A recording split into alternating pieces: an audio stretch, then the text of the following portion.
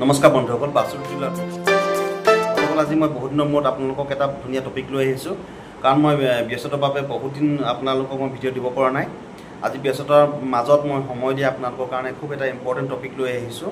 সেইটো টপিক হৈছে বন্ধুসকল, যদি আপোনাৰ নৰ্থ ইষ্টত যদি কিচেন থাকে, নৰ্থ ইষ্টত কিচেন থকাটো খুবেই বেয়া বন্ধুসকল।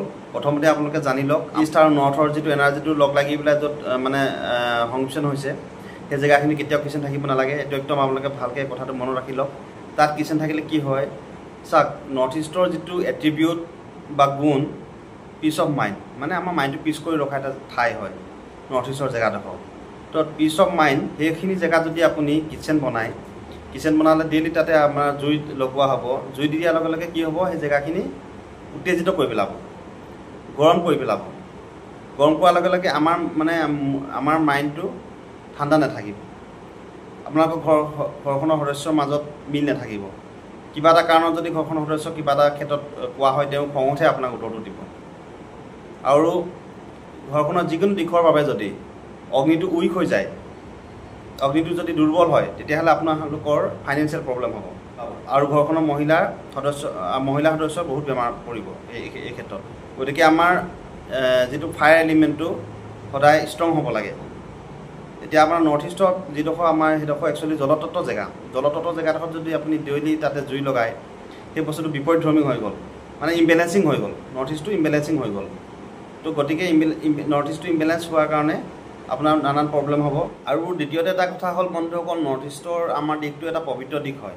আমাৰ যিবোৰ পুৰণা বাস্তুগ্ৰন্থ আছে, যেনে মায়ামত্তম হওক, বিশ্বকৰ্মা প্ৰকাশ হওক, এই গ্ৰন্থসমূহত এইটো কথা উল্লেখ আছে যে নৰ্থ ইষ্টৰ ঠাইডোখৰ হ'ল দেৱগুৰু বৃহস্পতিৰ হয়।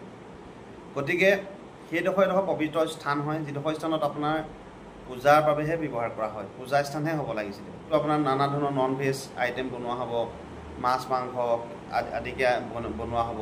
গতিকে সেই পবিত্ৰ স্থানডোখৰক অপবিত্ৰ কৰি দিয়া নিচিনা হয় বস্তুটো। তেতিয়াহ'লে আমাৰ সেই স্থানটোৰ পৰা যিটো আমি পজিটিভ ভাইব্ৰেশ্যন পাব লাগিছিলে, সেইটো সম্পূৰ্ণ ব্লক কৰি দিয়ে, মানে নৰ্থ ইষ্টৰ যিটো ইম্বেলেঞ্চ কৰি দিয়ে। গতিকে নৰ্থ ইষ্টৰ পৰা আহিব পৰা যিখিনি সা সুবিধা, যেনেকৈ মটিভেশ্যন আহিব লাগিছিলে, দূৰদৰ্শিতা হ'ব লাগিছিলে, এটা ভাল সিদ্ধান্ত ল'ব পাৰে নৰ্থ ইষ্টত যদি বেলেঞ্চিং হৈ থাকে, তেতিয়া ভাল সিদ্ধান্ত ল'ব নোৱাৰা হৈ যায়। আৰু ভাল সিদ্ধান্ত ল'ব নোৱাৰাৰ ফলত ফাইনেন্সিয়েল বহুত লছ হৈ যায়। তো এনেকুৱা ধৰণৰ প্ৰব্লেমবিলাক হয় বন্ধুসকল। আৰু দ্বিতীয়তে কি হয় বন্ধুসকল, নৰ্থ ইষ্টৰ কৰ্ণাৰৰ পৰা আমি পুৱা 9:30 বজালৈকে যিটো UV1 UV2 যিটো আমি সূৰ্যৰ ৰশ্মিটো পাওঁ, যিটো আমাৰ শৰীৰৰ কাৰণে খুবেই লাগতিয়াল, সেইটো এটা পজিটিভ এনাৰ্জি আছে তাত। তোৰ সেই সূৰ্যৰ ৰশ্মিটো যিটো 9:30 বজাৰ আগত আহে, সেইটো খুব ভাল হয়।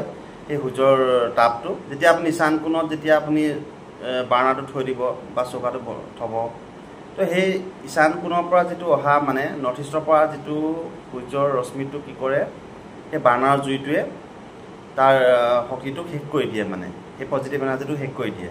তো ফলত কি হয়, আপোনাৰ যিটো প্ৰগতি হ'ব লগা আছিলে, সেই প্ৰগতিটো বন্ধ হৈ যায়, মানে প্ৰগতিটো ৰখি যায়। আপোনালোকৰ ঘৰখনৰ কোনোবা এগৰাকী মহিলাৰ সদস্যৰ এনি টাইম মানে তেওঁৰ কিবা নহয় কিবা বেমাৰ হৈ থাকিব। ডাঙৰ বেমাৰ নহয়, এনেকুৱাও নহয় যে আপোনাৰ হস্পিটেল যাব লগা হয়। কেতিয়াবা মূৰৰ বিষ হ'ব, কেতিয়াবা পেটৰ বিষ হ'ব, কেতিয়াবা ভৰিটো বিষাব, হাতখন টানি টানি ধৰিব। তাৰমানে এনেকুৱা ধৰণৰ কিছুমান নন ষ্টপ তেওঁৰ বেমাৰৰ প্ৰব্লেম থাকিব।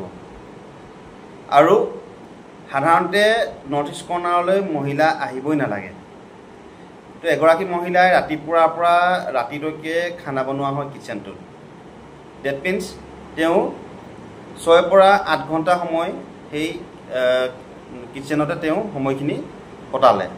সৰহসংখ্যক তাত সময় কটোৱাৰ কাৰণে তেওঁৰ গাটো বেয়া লাগি থাকিব। কোনোবা নহয় কোনোবা দিনা তেওঁ কিবা নহয় কিবা এটা বেমাৰ তেওঁ ওলাব।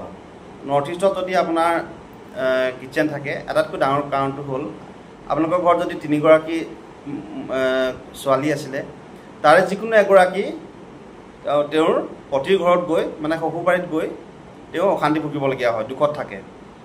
যদি 2গৰাকী আছে, 2গৰাকীৰ ভিতৰত কোনোবা এগৰাকী হ'ব। যদি এজনীয়ে ছোৱালী আছে, তেওঁ গৈ পেলাই শ্বশুৰবাৰীত গৈ দুখ ভুগিবলগীয়া হয়। আৰু এটা প্ৰব্লেম দেখা পাইছোঁ, নৰ্থ ইষ্টত যদি আপোনাৰ কিচেন থাকে, ল'ৰা ছোৱালীয়ে পঢ়িবলৈ ভালকৈ মন নকৰে। যদি বেছিকৈ পঢ়া শুনা কথা তেওঁক কোৱা হয়, তেতিয়া মানে খিংখিঙীয়া হৈ যায়, খং উঠে। অহা কথা ক'লে নৰ্থ ইষ্টৰ কিচেনৰ বাবে ৰিমেডি কৰে কিন্তু ৰিমেডি দিয়া হয় কিন্তু ৰিমেডিটোৱে সম্পূৰ্ণ কাম নিদিয়ে বন্ধুসকল যিসকলে নতুনকৈ ঘৰ বনাম ভাবি আছে তেওঁলোকে নৰ্থ ইষ্টত কোনো পধ্যে আপোনাৰ কিচেন নকৰিব আৰু সঠিক কিচেনৰ দিশ কোনটো হয় সেই বিষয়ে মই অলৰেডি ভিডিঅ' বনোৱা আছে বন্ধুসকল আপোনালোকে চাব পাৰে তো আজিলৈ ইমানেই আছিলে ধন্যবাদ আকৌ লগ পাম